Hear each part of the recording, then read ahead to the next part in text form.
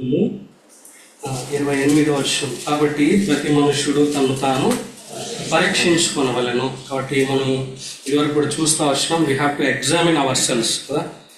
మనల్ని మనం పరీక్షించుకునేటువంటి వారంగా మనం ఉంటూ రావాలి కదా. మనం మన విశ్వాసాన్ని పరీక్షించుకోవాలని మనం చూస్తూ వచ్చినాము. అదేవిధంగా మన హృదయాలను మనం పరీక్షించుకోవాలి అని మనం చూస్తూ వచ్చినాము. ఇప్పుడు కూడా మనం గమనించినట్లయితే మనం ప్రేమలో ఉన్నామా లేదా, అంటే దేవుని ప్రేమని మనం కనపరుస్తున్నామా లేదా అనేటువంటి విషయాన్ని కూడా మనం పరీక్షించుకునేటువంటి వారంగా మనం ఉంటూ రావాలి. చూడండి, ప్రేమ అంటేనే నిర్వచనము ఇక్కడ యోహాను రాసినటువంటి పత్రికలో ఎంత చక్కగా రాయబడతా వచ్చిందంటే 4వ అధ్యాయము 8వ వచనంలో మనం చదువుకుంటా వచ్చినాం. దేవుడు ప్రేమ స్వరూపి కదా. ప్రేమకి స్వరూపం ఏంటి? దేవుడే. కాబట్టి గాడ్ హిమ్సెల్ఫ్ ఈజ్ లవ్ కదా. ఆయనే ప్రేమకి స్వరూపమై ఉన్నాడు కదా. అందుకే కింద 1 పెట్టి ఏమనుంది? దేవుడు ప్రేమ అయి ఉన్నాడు. అంటే love is nothing but God. దేవుడే ప్రేమే కదా. కాబట్టి ఆయనే ప్రేమకి స్వరూపమై ఉన్నాడు కదా. కాబట్టి అందుకే ఆయన ఏం చేసినాడంట 9వ వచనంలో కదా, మనము ఆయన పంపెను.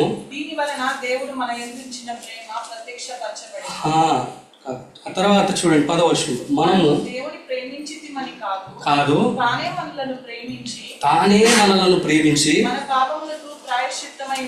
మన పాపములకు ప్రాయశ్చిత్తమై ఉండుటకు తన కుమారుని పంపెను.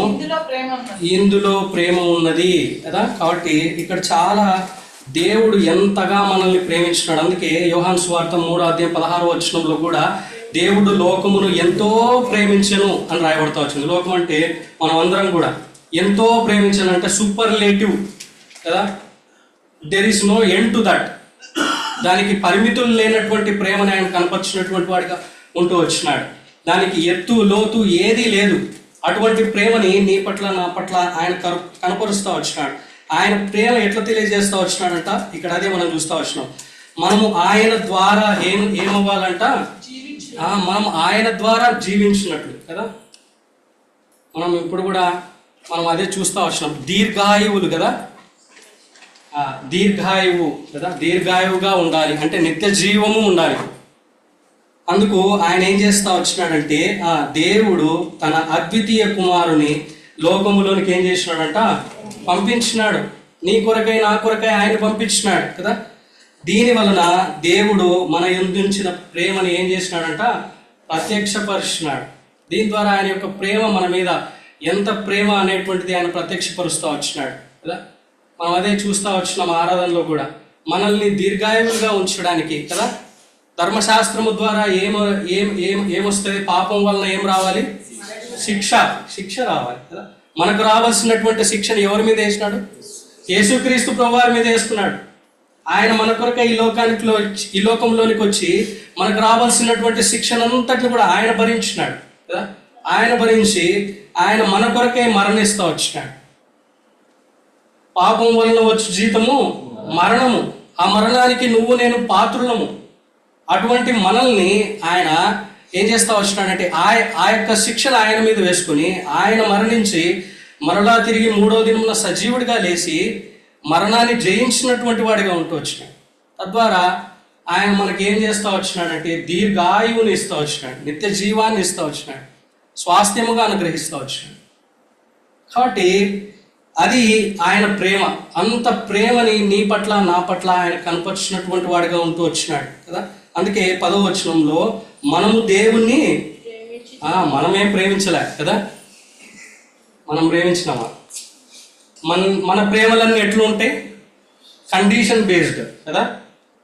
నువ్వు నాకు ఇది, నేను నీకు ఇది ఇస్తా. This is what all the human love is. మానవుల యొక్క ప్రేమంతా కండిషన్స్తో కూడుకున్నటువంటిది. కానీ కండిషన్స్ లేనటువంటి ప్రేమ, పరిమితులు లేనటువంటి ప్రేమ ఆయన చూపించినటువంటి వాడిగా ఉంటూ వచ్చినాడు కదా. అందుకే తానే మనలను ప్రేమించి మన పాపములకు ప్రాయశ్చిత్తమై ఉండుటకు తన కుమారుని పంపినాడు. కాబట్టి ఇందులో ఏముందంటే ప్రేమ ఉంది. అదే ప్రేమ. కాబట్టి ఆ ప్రేమని నీ పట్ల నా పట్ల ఆయన ఏం చేస్తూ వచ్చినాడంటే కనపరుచున్నటువంటి వాడిగా ఉంటూ వచ్చినాడు. మనల్ని నిత్య జీవానికి వారసులుగా చేస్తూ వచ్చినాడు కదా. కాబట్టి జీవం కలిగినటువంటి నిరీక్షణ మనకి ఇస్తూ వచ్చినాడు. అక్షయమైనది, నిర్మలమైనది, వాడబారనిది అయినటువంటి స్వాస్థ్యాన్ని మనకి ఇస్తూ వచ్చినాడు. కాబట్టి ఇవన్నీ కూడా ఆయన మనకి ఇస్తూ వచ్చినాడు. అదే ప్రేమ కదా. మనం ఏమి అడగకముందే అన్ని ఇస్తే ఏం చేస్తాం, అది ఏంది, దట్ ఈస్ వాట్ లవ్ కదా. కాబట్టి అది ఆయన మనకు కలుగజేస్తూ వచ్చినాడు. బహుశా మనకు అందరికి కూడా తెలిసినటువంటి స్టోరీని ఇది. ఒక స్టోరీ ఉంది. అదేంటంటే ఒక ఫాదర్ సన్ అనమాట. ఆ ఫాదర్ ఆయన తండ్రి యొక్క పని ఏంటంటే అక్కడ ఒక డ్రా బ్రిడ్జ్ ఉంటుంది అనమాట. అంటే మన ఇండియాలో బహుశా ఉన్నాయో తెలియదు కానీ మామూలుగా వేరే దేశాల్లో అయితే ఉంటాయి. ఎట్లా అంటే పడవలు వెళ్ళేటప్పుడు అంతా ఏమవుతుందంటే ఆ యొక్క బ్రిడ్జ్ ఇట్లా ఓపెన్ అవుతుంది. ఆ పడవలు వెళ్ళిన తర్వాత మళ్ళీ ట్రైన్ వచ్చేటప్పుడు దాన్ని దించుతారనమాట. That is called drawbridge. ఈయన ఆ యొక్క డ్రా బ్రిడ్జ్ దగ్గర పనిచేసేటువంటి వ్యక్తి ఈ ఫాదర్. నార్మల్గా రెగ్యులర్గా ఆయన రోజు యథావిధిగా ఆయన ఆ యొక్క పని చేయడానికి వెళ్తూ వచ్చినాడు.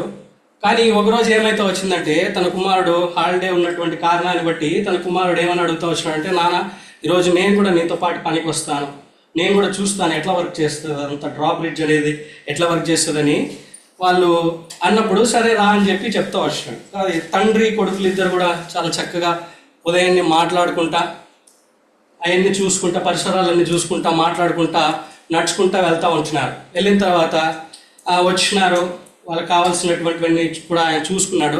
తర్వాత బ్రిడ్జ్ దగ్గరికి తీసుకుపోయి అక్కడ అది ఎత్తుగా ఇట్లా ఓపెన్ అయి ఉంది. సో కుమారుడిని కూడా కూర్చోబెట్టుకొని తను ఏం చేస్తూ ఉంటున్నాడంటే చూపిస్తూ ఉంటున్నాడు అక్కడ ఉన్నటువంటి అందాలని. షిప్స్ అన్ని వెళ్తూ ఉంటే చూడు షిప్స్ అంతా బాగా వెళ్తూ ఉన్నాయి, ఇవన్నీ చూపిస్తూ ఉంటున్నాడు అనమాట. అయితే ఒక సరే ట్రైన్ అయ్యే సమయం అయింది. సో వాళ్ళు వెళ్ళారు, దించినారు అనమాట. ట్రైన్ వచ్చింది, వెళ్ళింది. తర్వాత మళ్ళీ ఇంకా ట్రైన్ రావడానికి చాలా సమయం పడుతుందని మళ్ళీ వెళ్ళినారనమాట బ్రిడ్జ్ దగ్గరికి చూడడానికి. వెళ్తే ఈసారి వాళ్ళు చూస్తూ ఉన్నారు. సడన్గా ఏమైందంటే ఈ లిజండ్ ట్రైన్ విజిల్, అంటే ట్రైన్ అరుపు ఆయన తండ్రికి వినిపిస్తూ వచ్చింది. వినిపిస్తూ వస్తే టైం చూస్తే అది టైం కాదు, ట్రైన్ వచ్చే టైం కాదు, కానీ ట్రైన్ సడన్గా వస్తూ ఉందన్నమాట. సో ఏం చేసినాడంటే త్వరగా పరిగెత్తు, మనం ఏం చేయాలా, బ్రిడ్జ్ని దించాలా కదా. బ్రిడ్జ్ని దించితేనే ట్రైన్ వెళ్తుంది, లేకపోతే ట్రైన్ వెళ్ళదు కదా. కాబట్టి బ్రిడ్జ్ని దించాలా, తొందరగా పరిగెత్తు అని పరిగెత్తా ఉన్నప్పుడు వాళ్ళిద్దరు పరిగెత్తా ఉన్నారు. తండ్రి కొడుకు కంటే ముందు పరిగెత్తా ఉన్నాడు. రా నా వెనకలు రా, నా పరిగెత్తుకుంటారా, నేను ఈ లోపల వెళ్తానని చెప్తా ఉంటున్నాడు. కరెక్ట్గా కొద్ది దూరం వెళ్ళేతలకి అక్కడ దీనికి డ్రా బ్రిడ్జ్కి సంబంధించినటువంటి వాల్స్ లేకపోతే దానికి సంబంధించినటువంటి ఆ యొక్క దాంట్లో అబ్బాయి పడిపోతూ వచ్చినాడు. అలాగ్లో పడిపోయినప్పుడు తండ్రి ఏమో పిలుస్తూ ఉంటున్నాడు, తండ్రి ముందు వెళ్తూ ఉన్నాడు, ట్రైన్ ఏమో అక్కడి నుంచి వస్తూ ఉంది. కానీ తండ్రి ఏం చేసినాడంటే ఇప్పుడు he has to choose between train or his son. అంటే రైల్లో ఉన్నటువంటి ప్రయాణికులకి అదేవిధంగా కుమారుడికి వాళ్ళిద్దరి మధ్యలో ఎవరిని చూస్ చేసుకోవాలా తండ్రి కదా. కాబట్టి తండ్రి ఏం చేస్తూ వచ్చినాడంటే రైల్లో ఉన్నటువంటి ప్రయాణికుల్ని కాపాడడానికి తను ఏం చేస్తూ వచ్చినాడంటే కుమారుడిని విడిచిపెట్టి వెళ్ళి ఇక్కడ డ్రా బ్రిడ్జ్ని లాగుతూ వచ్చినాడు. అంతే, ట్రైన్ వెళ్ళింది, కుమారుడు ఏమైనాడు, చనిపోయినాడు కదా. ట్రైన్లో చూసి అందరూ బాగా ఎంజాయ్ చేస్తూ ఉంటున్నారు. They are drinking, they are dancing, they are doing everything. కానీ ఏమీ తెలియనటువంటి ఆ యొక్క ఆ చిన్న కుమారుడు లేకపోతే ఆ ఒక్కగానొక్క కుమారుడు ఏమైపోతూ వచ్చినాడు, అక్కడ చనిపోతూ వచ్చినాడు. కాబట్టి ట్రైన్లో ఎంతోమంది పాపం చేస్తున్నటువంటి వారు లేకపోతే ఎంతోమంది పాపలైనటువంటి వారు ఉన్నారు. But God has chosen his son to be dead. కాబట్టి దేవుడు కూడా నీ కొరకై నా కొరకై అట్లే తన సొంత కుమారుణ్ణి మన కొరకై వెనుతీయడానికి ఆయన వెనుతీలే, నీ కొరకై నా కొరకై ఆ విధంగా పంపిస్తూ వచ్చినాడు కదా. మనం పాపులంగా ఉండంగానే ఆయన ఏం చేస్తూ వచ్చినాడు, తన ప్రియ కుమారుణ్ణి మన కొరకై బలి చేస్తూ వచ్చినాడు. కాబట్టి అది దేవుని యొక్క ప్రేమ. కాబట్టి అది మనము గ్రహించుకునేటువంటి వారంగా మనం ఉంటురాలి. ఆ ప్రేమను మనం గుర్తెరిగేటువంటి వారంగా మనం ఉంటురాలి. ఎప్పుడైతే ఆ యొక్క నిజమైనటువంటి ప్రేమను మనం గుర్తెరుగుతామో we don't care about any other things. కాబట్టి అందుకే చూడండి, రోమిలకు రాసినటువంటి పత్రికలో మనము 8వ అధ్యాయము, ఆయన ప్రేమ ఎటువంటిది అంటే పరిమితులు లేనటువంటి ప్రేమ కదా. 8:38, 39 వచ్చిన 37 వచ్చిన నుంచి, ఆయనను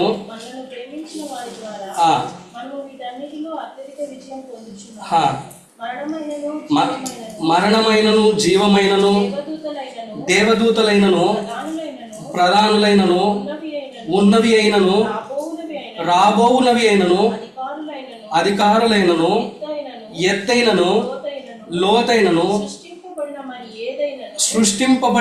సృష్టింపబడిన మరి ఏదైనను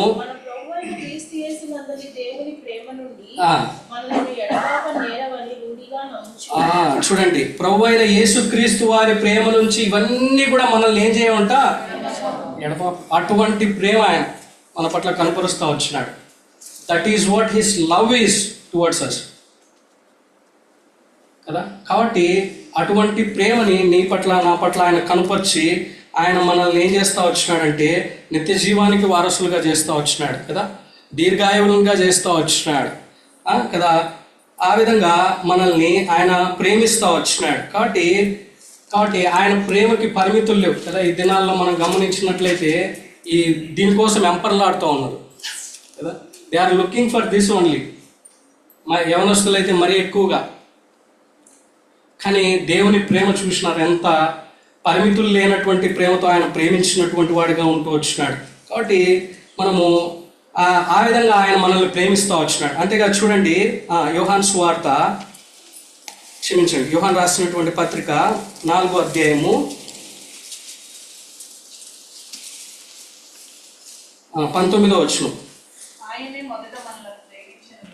ఆయనే మొదట మనల్ని ప్రేమించను కనుక మనము ప్రేమించుచున్నాము కదా.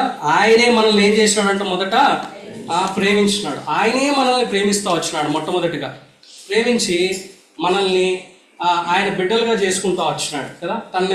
తన్ను ఎందరు అంగీకరించరో అనగా ఆయన నామమున ఆయన బిడ్డలగుటకు ఏం చేసినాడంట, అధికారం ఇచ్చినాడంట కదా. కాబట్టి మనం అంతగా ఆయన మనల్ని ప్రేమిస్తూ వచ్చినాడు. ఆయన బిడ్డలుగా చేసుకుంటూ వచ్చినాడు. కాబట్టి అది ఆయన ప్రేమ అయింది. కాబట్టి ఆ ప్రేమని మనం గ్రహించుకునేటువంటి వారంగా మనం ఉంటున్నాం. If you really know about his love, we don't bother about anything else in this world కదా. అందుకే ఆయన ఏమంటా ఉన్నాడంటే చూడండి, మత్తయి సువార్త, అందుకే ప్రేమను గురించి ఆయన 2 ఆజ్ఞలు చెప్తా వచ్చాడు. ఏమని చెప్తా వచ్చినాడు? మత్తయి సువార్త 22వ అధ్యాయము 37, 38 వచ్చిన.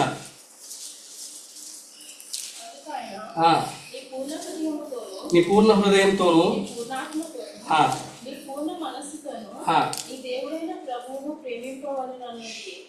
ఇది ముఖ్యమైనది మొదటిదియునైన ఆజ్ఞ. నిన్ను వలె నీ పొరుగువాని ప్రేమింపవలెను రెండవ ఆజ్ఞయు దాని వంటిది. చూడండి, ఇక్కడ మనం గమనించినట్లయితే ఇంతగా ఆయన మనల్ని ప్రేమించి ఆయన ఏం చేస్తూ వచ్చినాడంటే మనల్ని రక్షించుకుంటూ వచ్చినాడు కదా. రక్షించబడినటువంటి మనల్ని ఆయన కోరుకుంటున్నటువంటిది ఏంది? మొట్టమొదటిగా ఏంది? నీ పూర్ణ హృదయముతోను, నీ పూర్ణ ఆత్మతోను, నీ పూర్ణ మనస్సుతోను నీ దేవుడైన ప్రభువును ప్రేమింపవలనది. కాబట్టి మొట్టమొదటిగా చేయాల్సినటువంటిది ఏంటంటే పూర్ణ హృదయముతో, పూర్ణ ఆత్మతో, పూర్ణ మనస్సుతో ఏం చేయాలంటే మనం ఆయన్ని ప్రేమించాల కదా. మొదట ఆయన మనల్ని ప్రేమించినాడు, ఇప్పుడు మనం ఏం చేయాలి? ఆయన్ని ప్రేమించాలి. ఎట్లా?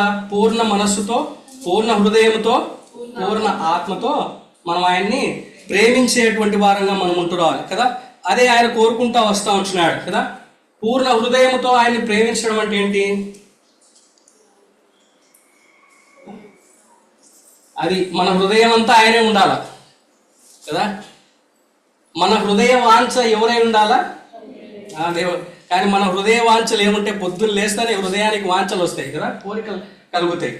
ఏం కావాలని కలుగుతాయి?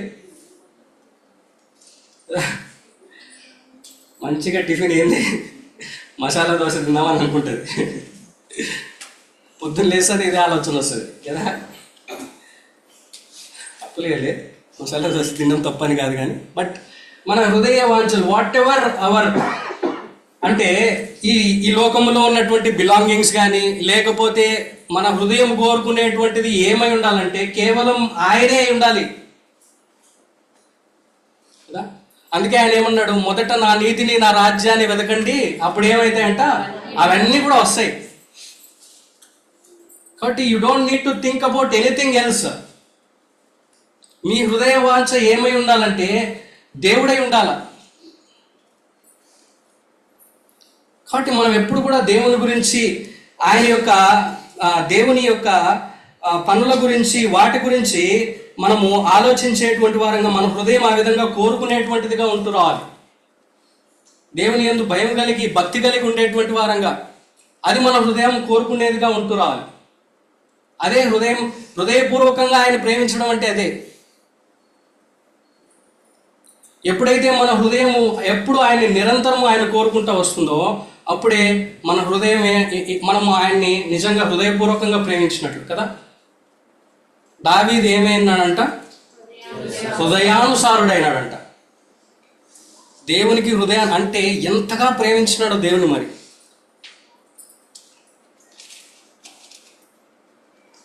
అందుకే ఆయన అన్ని కీర్తనలు రాసి దినదినము ఏం చేస్తూ ఉంటున్నాడంటే ఆయన్ని స్తుతించాలి, ఆయన ఆరాధించాలని కోరుకుంటా ఉన్నాడు. నేను ఎప్పుడు కూడా ఆయన సన్నిధిలో ఉండాలని కోరుకుంటా ఉన్నాను అంటాడు. ఎందుకంటే ఆయన హృదయం యొక్క వాంఛ అదే అయింది. His desire is to be with God. కాబట్టి మన డిజైర్ కూడా అట్లాంటిది ఉండాలి, మన హృదయ వాంఛ కూడా అట్లా ఉండాలి కదా. మన తలంపులు, హృదయంలోంచి ఏమేమి వస్తాయంట, చాలావన్నీ అన్నీ వస్తాయి. మన హృదయ వాంఛ దేవుడు లేకపోతే ఇవన్నీ వస్తాయన్నమాట. కాబట్టి hour Dzire has to be God. మనం ఎప్పుడు కూడా దేవుణ్ణి కోరుకునేటువంటి వారంగా ఉంటూ రావాలి, దేవుని సన్నిధిని కోరుకునేటువంటి వారంగా ఉంటూ రావాలి, దేవునితో సమయం గడపడానికి కోరుకునేటువంటి వారంగా ఉంటూ రావాలి. అది ఎట్లాంటి పరిస్థితి అయినా, ఎక్కడైనా కానీ, wherever we are, we have always to be desire with God. దేవునితో ఉండడానికి మనం కోరుకునేటువంటి వారంగా ఉంటురాలి. అది పనిచేస్తున్నటువంటి స్థలమైనప్పటికి కూడా కదా. దావీదు తన జీవితంలో అదే చేస్తా వచ్చినాడు. దేవుని యొక్క ఆశని ముందుగానే ఆయన ఎరిగినటువంటి వాడిగా ఉంటూ వచ్చినాడు. అందుకే దావీదు దేవునికి హృదయానుసారుడు అయిపోయాడు. దేవుని యొక్క హృదయాన్ని ముందుగానే తెలుసుకున్నటువంటి వాడిగా ఉంటూ వచ్చినాడు. కాబట్టి మనం కూడా ఆ విధంగా దేవుని యొక్క హృదయాన్ని, హృదయపూర్వకంగా దేవుని ప్రేమించేటువంటి వారంగా ఉన్నప్పుడే మనం దేవుని యొక్క హృదయాన్ని తెలుసుకునేటువంటి వారంగా ఉంటూ వస్తాం. We can be able to get to know him more. దేవుని వాంఛ ఏమైంది, దేవుని కోరిక ఏమైంది. కాబట్టి ఇవన్నీ కూడా మనము మరింతగా తెలుసుకునేటువంటి వారంగా ఉంటూ వస్తాం. అంతేకాదు ఇంకా ఏం చేయాలంట, పూర్ణ హృదయంతో, పూర్ణ ఆత్మతో మనం ఏం చేయాలంట, ఆయన్ని ప్రేమించాల. పూర్ణ ఆత్మతో అంటే ఎగ్జిస్టెన్స్. ఈ ఆత్మ ఏం తెలియజేస్తుందంటే మన ఎగ్జిస్టెన్స్, మన ఉనికిని తెలియజేస్తూ ఉంది. భక్తులు ఆ విధంగా జీవిస్తూ వచ్చినారు. నేనున్నంత వరకు నేను ఎవరి కొరకు జీవిస్తాను, దేవుని కొరకే జీవిస్తాను.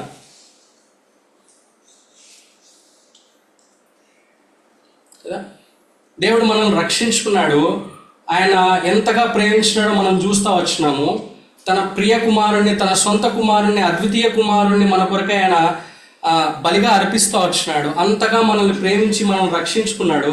మనం ఏం చేయాలంటే ఆయన్ని పూర్ణ ఆత్మతో మనం ఏం చేయాలి, ఆయన్ని ప్రేమించాల.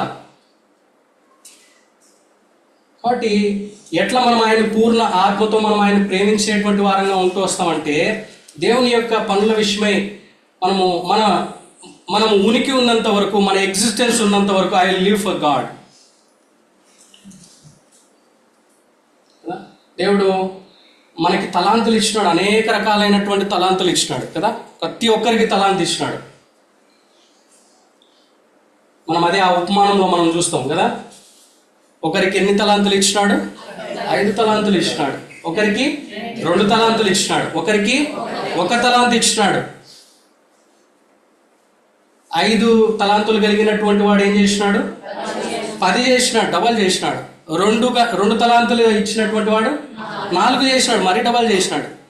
ఈ 1 తలాంతు ఉన్నటువంటి వాడు ఏం చేసినాడు? దాచిపెట్టాడు. దేవుడు మనకి ఇచ్చినటువంటి ఆ యొక్క తలాంతుల్ని దేవుని పని కొరకే మనం ఉపయోగించేటువంటి వారంగా ఉంటూ రావాలి.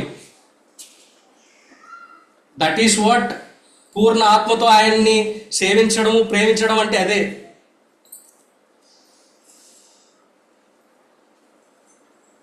కాబట్టి మన తలాంతుల్ని ఆయన కొరకు ఉపయోగించేటువంటి వారంగా మనం ఉంటూ రావాలి. ప్రతి ఒక్కరికి ఇచ్చినాడు. కొంతమందికి 5 ఇచ్చిండొచ్చు, కొంతమందికి 2 ఇచ్చిండొచ్చు, కొంతమందికి 1 ఇచ్చిండొచ్చు. But he has given everybody a talent.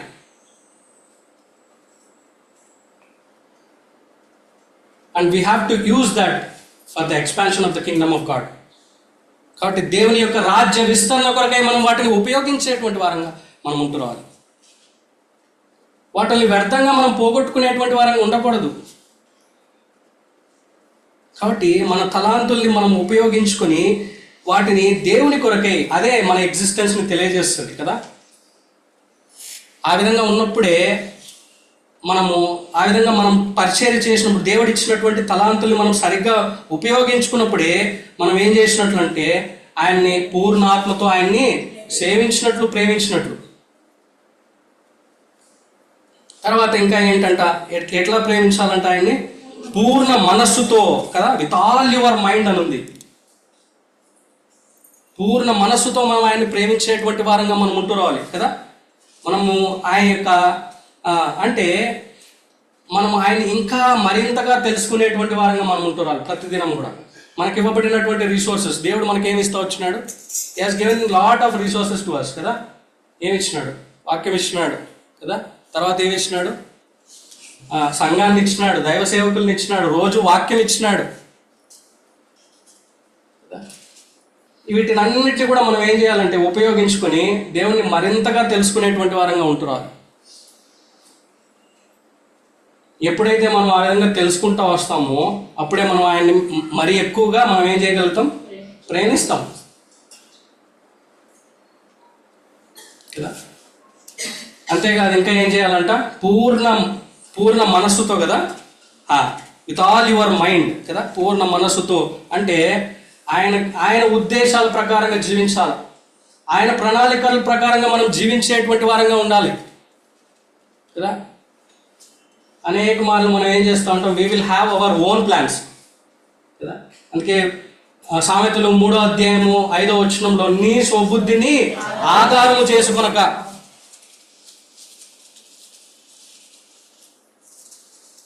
మనం ఎప్పుడు కూడా మన స్వబుద్ధిని ఆధారం చేసుకుంటూ ఉంటాం. When all our plans fail, then only we will look after God's plan. మన ప్లాన్స్ అన్నీ ఫెయిల్ అయిన తర్వాత అప్పుడు మనం చూస్తాం దేవుని ప్లాన్, దేవుని ప్రణాళిక ఏంటి, లేకపోతే దేవుని ఉద్దేశం ఏంటి. మనం ఎప్పుడు కూడా ఆయన యొక్క ప్రణాళికల చొప్పున మనం నడుచుకునేటువంటి వారంగా మనం ఉంటురాలి. ఆయన ఉద్దేశాల ప్రకారంగా మనం జీవించేటువంటి వారంగా మనం ఉంటురాలి. చూడండి యెషయా గ్రంథము 55వ అధ్యాయం 8వ వచనం.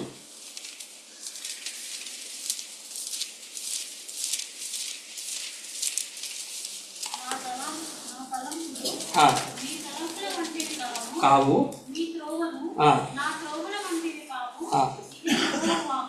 చాలు చూడండి. నా తలంపులు మీ తలంపుల వంటివి కావు. ఆయన తలంపులు వేరు. తర్వాత మీ త్రోవలు నా త్రోవల వంటివి కావు. కాబట్టి మనము ఆయన తలంపులు ఆ విధంగా మనం జీవించాలా. అంతేకాదు ఆయన త్రోవలో మనము వెళ్ళాలా. మన ఇష్టానుసారంగా వెళ్ళేటువంటి వారంగా మనం ఉండకూడదు. దేవుడు మనల్ని ఇష్టానుసారంగా జీవించడానికి రక్షించుకోలే కదా. ఆయన్ని పోర్ట్రే చేయడానికి మనల్ని రక్షించుకున్నాడు కదా. చూడండి పేతురు రాసినటువంటి మొదటి పత్రిక 2వ అధ్యాయము మనం చాలాసార్లు చదువుకున్నాము. ఇది మనం పోర్ట్రే చేయడానికి 9వ వచనం. అయితే మీరు ఆశ్చర్యకరమైన తన వెలుగులోనికి మిమ్మల్ని పిలిచిన వాని గుణాతిశయములను ప్రచురణ చేయు నిమిత్తము ఏర్పరచబడిన వంశమును, రాజులైన యాజక సమూహమును, పరిశుద్ధ జనమును, దేవుని సొత్తైన ప్రజలునై ఉన్నారు. అది చూడండి, చీకటిలో నుండి మనం ఇప్పుడు ఆరాధనలో కూడా మనం ఏం చేస్తా వచ్చాం, చీకటిలో బాటంలెస్ పిట్ లో ఉన్నాం మనం కదా, అక్కడ అంతా చీకటే. అటువంటి చీకటిలో నుండి మనల్ని ఏం చేసినాడు, ఆశ్చర్యకరమైనటువంటి తన వెలుగు కదా, ఆ వెలుగులోనికి మనల్ని ఏం చేసినాడంటే ఆయన మనల్ని పిలిచినాడు. పిలిచినటువంటి ఆయన మనం ఏం చేయాలంట, ఆయన గుణాతిశయములను మనం ఏం చేయాలంట, we have to emit his likeness. కాబట్టి ఆ యొక్క గుణాతిశయాలను మనం ప్రచురం చేయాలా, ఆ యొక్క గుణాతిశయాలను మనం చూపించాలా, ఆ యొక్క గుణాతిశయాలు మన జీవితాల్లో ఉండాలా. కాబట్టి ఆ విధంగా లేకపోతే మనము రక్షించబడి కూడా ఏ విధమైనటువంటి ఉపయోగం ఉండదు. కాబట్టి ఆ విధంగా మనం ఆయన్ని పూర్ణ హృదయముతో, పూర్ణ ఆత్మతో, పూర్ణ మనస్సుతో మనం ఏం చేయాలి, ఆయన్ని ప్రేమించాలి. అంతేగా చూడండి, యోహాను సువార్తలో ఆయన ప్రేమించడం అంటే ఇంకా చెప్తా ఉన్నాడు. చూడండి, యోహాను సువార్త మనకందరికీ తెలిసినటువంటి భాగమే, 14వ అధ్యాయం 15వ వచనం.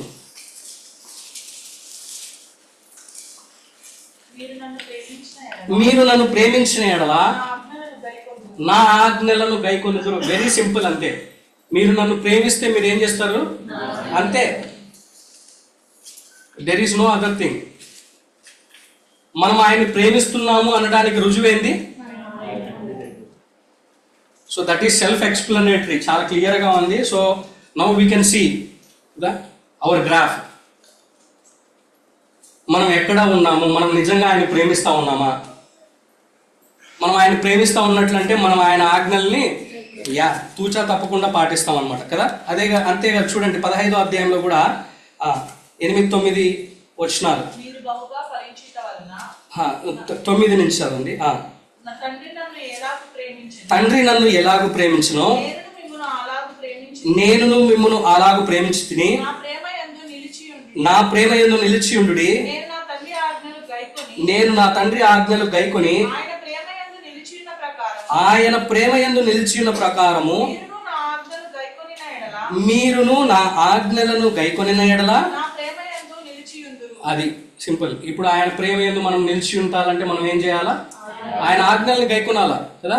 యేసుక్రీస్తు ప్రభువారు ఈ లోకములో ఉన్నప్పుడు ఆయన తండ్రి చిత్తాన్ని నెరవేర్చడానికి వచ్చినాడు. అందును బట్టే దేవుడు ఏమని చెప్పి, ఈయన నా ప్రియ కుమారుడు, ఈయన యందు నేను ఆనందించుచున్నాను.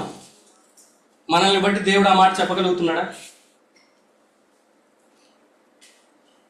కాబట్టి we have to look ourselves, we have to examine ourselves whether God can be able to say that I am happy about this person. ఈ యొక్క వ్యక్తిని బట్టి నేను సంతోషిస్తా ఉన్నాను, ఈ యొక్క వ్యక్తిని బట్టి నేను ఆనందిస్తూ ఉంటున్నాను అని మనల్ని బట్టి ఆయన చెప్పగలిగేటువంటి వాడిగా ఉంటున్నాడా లేదా? ఆ విధంగా ఉండాలి అంటే మనం ఏం చేయాలంటే ఆయన ఆజ్ఞల్ని గైకొనేటువంటి వారంగా ఉంటూ రావాలి. ఆ విధంగా ఉన్నప్పుడే మనం ఆయన ప్రేమించినట్లు, లేకపోతే ఆయన్ని ప్రేమించినట్లు కాదు. కాబట్టి ఈ యొక్క పరిమితిలో మనం ఉన్నామా లేదా అనేటువంటిది మనము గమనించాలి. తర్వాత చూడండి, మనము ఫాస్ట్గా చూసుకొని ముగించుకుందాం. మత్తయి సువార్త 22వ అధ్యాయము తర్వాత 39వ వచనం.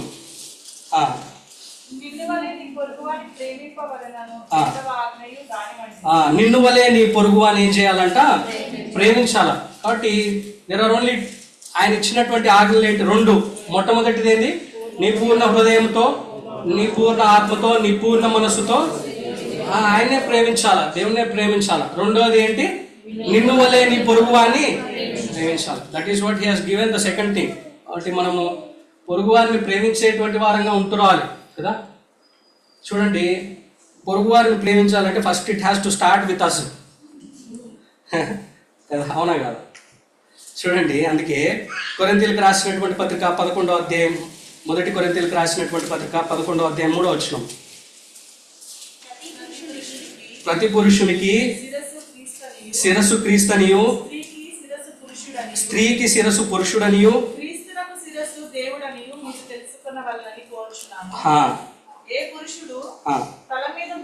చాలు. చూడండి, ఇక్కడ మనం గమనించినట్లయితే ప్రతి పురుషునికి శిరస్సు ఎవరంట? క్రీస్తు. అంటే ఇప్పుడు family, if you take a family, కాబట్టి ఫ్యామిలీకి శిరస్సు ఎవరు? క్రీస్తు. క్రీస్తు. ఓకే. సో ఫస్ట్ ఎవరిని ప్రేమించాలా? యేసుక్రీస్తు ప్రభువాన్ని ప్రేమించాలా. తర్వాత నెక్స్ట్ ఏంటి? పురుషుడు కదా. పురుషుడు ఏం చేయాలి? ఎవరిని ప్రేమించాలా? క్రీస్తుని ప్రేమించాలా. అంతేకాదు భార్యను ప్రేమించాలా కదా. కాబట్టి పురుషుడు భార్యను ప్రేమించాలా కదా. చూడండి, అందుకే ఎఫ్సీలకు రాసినటువంటి పత్రిక 5వ అధ్యాయము 25వ వచనం. పురుషులారా మీరును మీ భార్యలను ఏం చేయాలంట? ప్రేమించాలా. కాబట్టి పురుషులారా మీరును మీ భార్యలను ప్రేమించుడి, అటువలే క్రీస్తు కూడా ఏం చేసినాడంట? సంఘాన్ని ప్రేమించినాడు కదా. కాబట్టి మనం ఏం భర్తలు మొట్టమొదటిగా ఏం చేయాలి? ఫ్యామిలీలో భార్యలను ప్రేమించాలా కదా. కాబట్టి we have to love our wives. కాబట్టి భార్యలను ప్రేమించేటువంటి వారంగా మనం ఉంటురావాలి. చూడండి, కొలసీలకు రాసినటువంటి పత్రిక 3వ అధ్యాయము 19వ వచనం.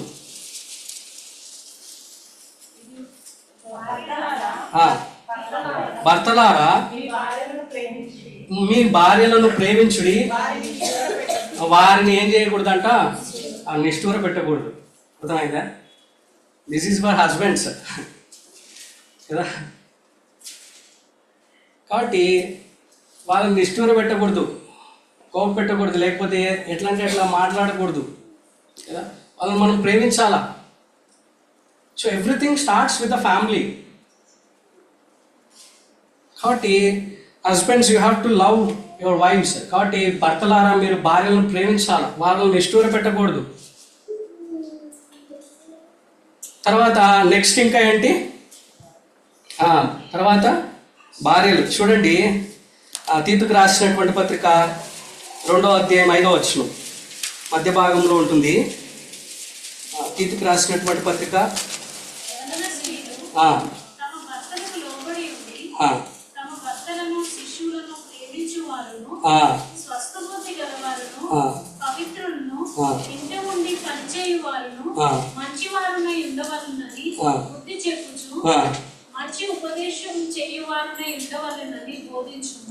కాబట్టి యవన స్త్రీలు తమ భర్తలకు లోబడి ఉండి తమ భర్తలను శిశువులను ఏం చేయాలంట?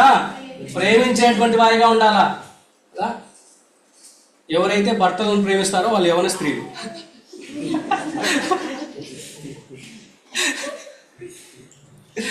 So whatever the age it is, that is not a matter. If you are loving your husband, you are a young woman కదా. అది కాబట్టి భర్తలను ప్రేమించాలా, భర్త భార్యను ప్రేమించాలా, భార్య భర్తను ప్రేమించాలా కదా. ఆ విధంగా ప్రేమించాలా అని దేవుని వాక్యం చెప్తూ ఉంటుంది. కాబట్టి మనం ఆ విధంగా ప్రేమించేటువంటి వారంగా ఉంటురాలి. అంతేకాదు చూడండి, ఎఫ్సీలకు రాసినటువంటి ఏ విధంగా ప్రేమించాలంట భార్యలు. చూడండి, ఎఫ్సీలకు రాసినటువంటి పత్రిక 5వ అధ్యాయం 22-23 వచనాలు.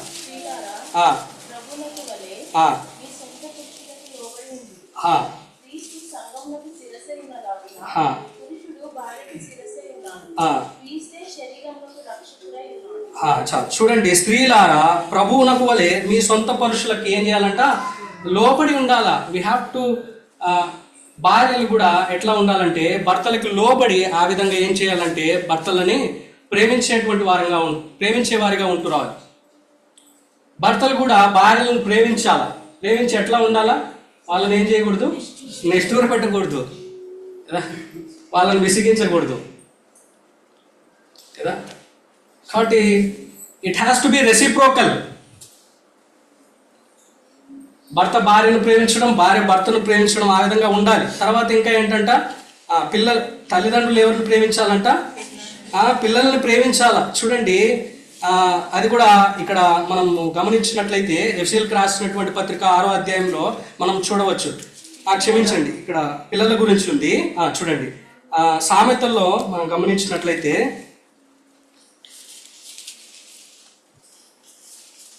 22:6 వచనం.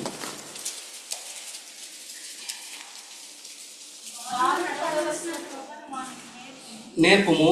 వాడు పెద్దవాడైనప్పుడు దాని నుండి తొలగిపో.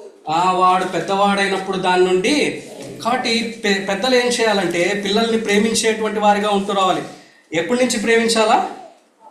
బాలుడుగా ఉన్నప్పటి నుంచే, చిన్నప్పటి నుంచే, చాలా చిన్నగా ఉన్నప్పటి నుంచే వాళ్ళని ప్రేమించేటువంటి వారిగా ఉంటూ రావాలి కదా. కాబట్టి పిల్లలు దేవుడిచ్చు బహుమానం అని కీర్తనలో రాయబడతా వచ్చింది. కాబట్టి తల్లిదండ్రులు పిల్లల్ని ప్రేమించేటువంటి వారిగా ఉంటూ రావాలి కదా. ఎట్లా ప్రేమించాలంట? వాళ్ళకి నడవలసినటువంటి త్రోవని చిన్నప్పటి నుంచే చెప్పాలి. కాబట్టి చిన్నప్పటి నుంచే వాళ్ళు ఎట్లా నడవాలి, ఎట్లా ఉండాలి అనేటువంటి విషయాలు చిన్నప్పటి నుంచే చెప్పేటువంటి వారంగా మనం ఉంటున్నారు. చూడండి, ద్వితీయోపదేశకాండము 6వ అధ్యాయము 6-7 వచనాలు దేవుడు చెప్పినటువంటి మాటలు ఇవి.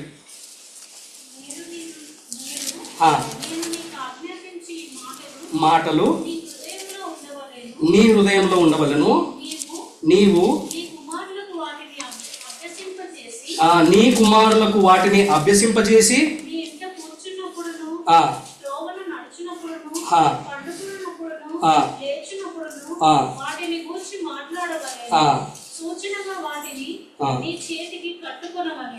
చూడండి, ఇది కదా. ఏం చేయాలంట? నేను నీకు ఆజ్ఞాపించు ఈ మాటలని నీ హృదయంలో. మొట్టమొదటిగా తల్లిదండ్రులు చేయాల్సింది ఏంది? దేవుని మాటల్ని ఎక్కడ పెట్టుకోవాలి? మనమే దేవుని వాక్యం చదవకపోతే ఇంకా మన పిల్లలు ఏం చేస్తారు కదా. No, it has become a disaster nowadays కదా. నెక్స్ట్ తరం ఏమైపోతుందో భయం అవుతుంది. మాకు చిన్నప్పటి నుంచి మా నాయన మా అమ్మ చెప్పేవాళ్ళు, పొద్దున్న లేసనే బైబిల్ చదవాలి, పొద్దున్న లేసనే బైబిల్ చదవాలి కదా. మనం కూడా మన పిల్లలకి అది చెప్పాలా. కాబట్టి ఇక్కడ చూడండి, అదే చెప్తూ ఉంటున్నారు కదా. నేను నీకు ఆజ్ఞాపించు ఈ మాటలు నీ హృదయంలో ఉండాలా, నీవు నీ కుమారులకు వాటిని ఏం చేయాలంట? అభ్యసింపజేయాలా కదా. అంతేకాదు, ఇంకా నీ ఇంట కూర్చుంటున్నప్పుడును, త్రోవను నడుచున్నప్పుడును, అంతేకాదు పండుకున్నప్పుడును, లేచినప్పుడును. అది మనం ఇంట్లో ఉన్నప్పుడు అనవసరమైనటువంటి మాటలు మాట్లాడకూడదు. ఎవరి ముందు? పిల్లల ముందు కదా. అంతేకాదు, బయటికి పోయేటప్పుడు కూడా అనవసరమైనటువంటివన్నీ వాళ్ళకి దేని గురించి మాట్లాడాలా? దేవుని గురించినటువంటి సంగతి. నేను ఒకరోజు ఐ వాజ్ షాక్డ్ యాక్చువల్లీ. నేను ఒకరోజు బ్యాడ్మింటన్కి వెళ్తా ఉన్నాను బైక్లో. ఒక ఆయన brother, I don't know him actually. తన పిల్లల్ని స్కూల్కి వదిలిపెడతా ఉన్నాడు. పొద్దున్నే బైక్లో వెళ్తూ ఉన్నారు. తన పిల్లలకి వాక్యం చెప్తా ఉన్నాడు బైక్లో వెళ్ళేటప్పుడు. నాకు చాలా ఆశ్చర్యం అనిపించింది. కానీ మనం చాలా మంది చేయట్లా ఆ పని. కాబట్టి మన పిల్లలకి ఎప్పుడు కూడా మనము దేవుని యొక్క వాక్యాన్ని, లేకపోతే దేవుని యొక్క కథల్ని పండుకున్నప్పుడు ఏంటి అంటే పనికిమాలిన కథలని చెప్పకూడదు. వాళ్ళకి నిద్ర చెడిపోతుంది వాళ్ళకి కదా. వాళ్ళకి దేవుని గురించినటువంటి మాటలు చెప్పాలా, బైబిల్లో ఉన్నటువంటి కథలు చెప్పాలా. Tell about Abraham, tell about Joseph, tell about Ruth, tell about Esther. కాబట్టి ఇవన్నీ చెప్పి వాళ్ళని అట్లా మనం చేయాలా. ఆ విధంగా ఉన్నప్పుడే వాళ్ళు సరైనటువంటి మార్గంలో ఉంటారు. అంతేకాదు, ఇంకా ఏంటంట, సామెతల్లో 29లో ఉంది, వాళ్ళని ఏం చేయాలంట? వాళ్ళని కొట్టాలా. వాళ్ళు తప్పు చేసినప్పుడు వాళ్ళని దండించాలా. చూడండి, సామెతలు 29:15-17 వచ్చినారు. జ్ఞానమును కలుగజేయును, అదుపులేని బాలుడు తన తల్లికి అవమానము తెచ్చును. అదుపులేని బాలుడు ఏం చేస్తాడంట కదా. కాబట్టి చూడండి, అట్లా మనము పిల్లలకి అవి నేర్పించేటువంటి వారంగా మనం ఉంటూ రావాలి కదా. కాబట్టి ఆ విధంగా మనము, మా అమ్మ నాకు చిన్నప్పటి నుంచి ఒక మాట చెప్పేది, ప్రావర్బ్స్ 30:17. ఏంటంటే చూడండి, చదవండి. తండ్రిని అపహసించి తల్లి మాట విననొల్లని వాని కన్ను లోయ కాకులు పీకును. నేను ఎప్పుడు మా అమ్మ మాట వినకపోయినా కానీ మా అమ్మ మీదే చెప్పింది. తండ్రిని అపహసించి తల్లి మాట విననొల్లని వాని కన్ను ఏం చేస్తుంది అంటే లోయకాకు పీకుతుంది. నాకు ఇప్పటికీ గుర్తుంది. సో అవన్నీ మనం మన పిల్లలకి నేర్పించేటువంటి వారంగా మనం ఉంటున్నారు. ఆ విధంగా నేర్పించినప్పుడే మనము ఈ దినాల్లో ఎట్లయిపోయిందంటే పిల్లల్ని కొట్టాలా. వాళ్ళు తప్పు చేసినప్పుడు వాళ్ళని గద్దించాలా, కొట్టాలా. కాళ్ళు చేతులు ఎరిగిపోయేటట్టు కాదు. కాళ్ళు అది మరి కాళ్ళు చేతులు ఎరిగిపోయేటట్టు కొట్టాకండి. అర్థమైందా? They have to know. అంటే బెత్తం, అందుకే బెత్తం అన్నాడు. అర్థమైందా? బెత్తం ఏంటంటే ఏం చేస్తుంది, సురుకు తగులుతుంది అన్నమాట. సో అది గుర్తుంటుంది కదా. నాకు తెలిసి మా నాన్న నన్ను ఒకసారి కొట్టినాడు, బెత్తంతోనే కొట్టినాడు. ఎప్పుడంటే మా పెద్దమ్మ వాళ్ళ ఇంటికి పోయినాము, అక్కడ ఏవో స్టిక్కర్లు ఉంటే, బైబిల్ స్టిక్కర్లు ఉంటే అవి తీసుకొచ్చినాం అనమాట నేను మా అన్న. తీసుకొస్తే ఇంటికి వస్తేనే అవన్నీ చూసి మేము ఇట్లా అతికించుకుంటా, బైబిల్ మీద అతికించుకుంటా అట్లా ఇట్లా చేస్తూ ఉన్నాం అనమాట. చేస్తా ఉంటే ఫస్ట్ ఒక మాట అడిగినాడు. ఏమని అడిగినాడు? ఎక్కడివి అని అడిగినాడు. పెద్దమ్మ వాళ్ళ ఇంట్లో ఉండేవి అన్నాం. అంటే వాళ్ళకి చెప్పి తీసుకొచ్చినారా అన్నాడు. లేదు అన్నాం. బాగా కొట్టినాడు. ఆ రోజు నుంచి ఏ ఇంటికి పోయినా ఎవరి వస్తువు పట్టుకోం మేము, అంతే. అంటే మైండ్లో రిజిస్టర్ అయిపోయింది అది. కాబట్టి మళ్ళీ మమ్మల్ని ఆ నైట్ పంపించినాడు, మా పెద్దమ్మ వాళ్ళ ఇంటికి పంపించి సారీ చెప్పించి స్టిక్కర్లు రిటర్న్ ఇప్పించి, అప్పుడు మేము ఏం చేసినామంటే మళ్ళీ మా పెద్దమ్మ వాళ్ళు ఎందుకు ఇట్లా అని మళ్ళీ స్టిక్కర్లు ఇచ్చామంట. సో ఒకటే చెప్పినాడు, మీరు తీసుకోవడం తప్పులేదు కానీ అడిగి అది. So that is what we have to tell the children those things. మన పిల్లలకి అవి మనం చెప్పేటువంటి వారంగా ఉంటురాలి. మాకు ఆ దినాల్లో సండే స్కూల్లో కూడా అట్లే ఉండేది. మేము కడపలో ఉన్నప్పుడు అబ్రహాం జోసెఫ్ గారు, నేను ఒకరోజు ఫాస్ట్గా పరిగెత్తా ఉన్నా, గ్లోరీ హాల్లో నుంచి ఇట్లా మందిరంకి స్పేస్ ఉంటే ఆ మధ్యలో పరిగెత్తా ఉంటే ఆరాధన జరుగుతూ ఉంది. ఆయన గట్టిగా అరిచినాడు, రే ఎవరు నువ్వు అన్నాడు. గట్టిగా ఇట్లే అరిచినాడు ఆడు కూర్చొని. ఆయన చాలా గంభీరంగా ఉంటాడు. నాకు భయం వేసింది. మీ నాయన వచ్చిన తర్వాత ఒకటి మాట్లాడమని అన్నాడు. పోయినాం, నేను మా నాయన పోయినాం తర్వాత ఆయన దగ్గరికి.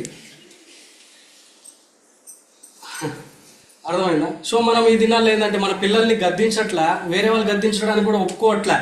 కాబట్టి గద్దించాలా, వాళ్ళకి చెప్పాలా, లేకపోతే ఫ్యూచర్లో బాధపడుతూ వస్తాం. ఎప్పుడు వాళ్ళు పెద్ద అయిన తర్వాత వాళ్ళు అప్పుడు వినకపోతే అప్పుడు బాధపడుతూ వస్తాం అన్నమాట. కాబట్టి ఆ విధంగా తల్లిదండ్రులు పిల్లల్ని ప్రేమించాలా, పిల్లలు కూడా ఏం చేయాలా, తల్లిదండ్రులను ప్రేమించాలా.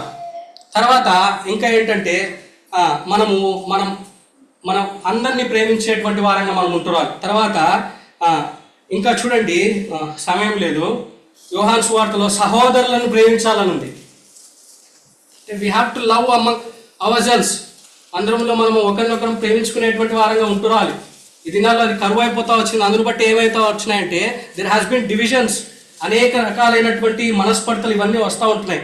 కాబట్టి మనం సంఘంలో ఉన్నటువంటి వారిని కూడా మనం ప్రేమించాలి. అందుకే మనము ఆరాధనలో కూడా ఇంటా వచ్చినాం. మనం వాళ్ళని ప్రేమించినాం అనడానికి అర్థం ఏంటంటే వాళ్ళ కొరకు ఏం చేయాలా, మనము విజ్ఞాపన చేయాలా, ప్రార్థన చేయాలా. దానికి నిదర్శనం అదే. మనం ఆ విధంగా చేస్తున్నట్లయితే మనము మన తోటి సహోదరులను మనం ప్రేమించినట్లు కదా. ఆ విధంగా ఇంకా ఏమనుందంటే బైబిల్లో శత్రువులను కూడా, యేసుక్రీస్తు ప్రభువారు అయితే శత్రువులను కూడా ప్రేమించినాడు కదా.